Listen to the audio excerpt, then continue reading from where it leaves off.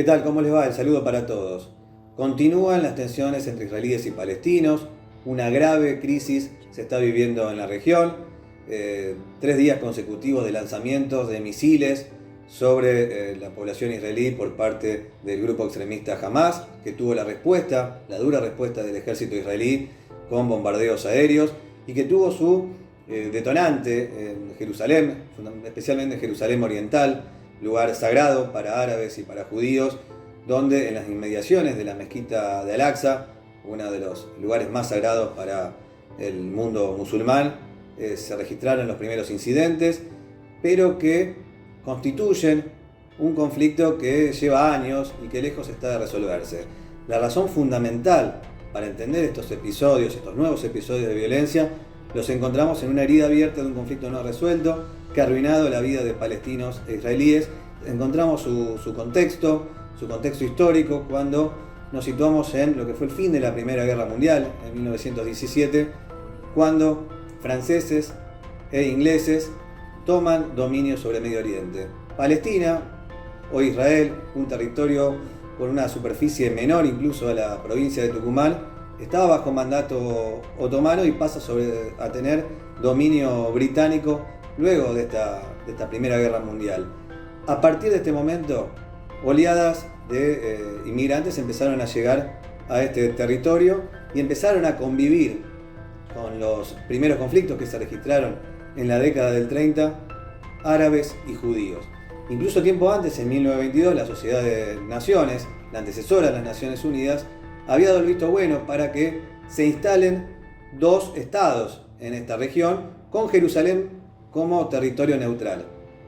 Hay 2 bisagras fundamentales para entender el conflicto de hoy y en esta cronología del tiempo.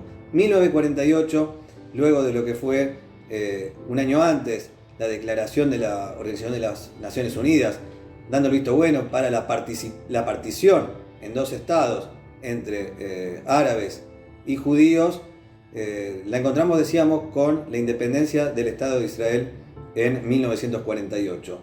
A partir de su propia fundación, Israel comenzó a tener conflictos geopolíticos con sus vecinos, con los países vecinos, Egipto, Jordania, Siria, el Líbano, y a partir de 1967, después de lo que fue la Guerra de los 6 días, cuando Israel conquista los territorios denominados ocupados, es decir, la península del Sinaí, las alturas del Golán, Gaza, Cisjordania y la propia Jerusalén Oriental, es cuando comienza el conflicto palestino-israelí.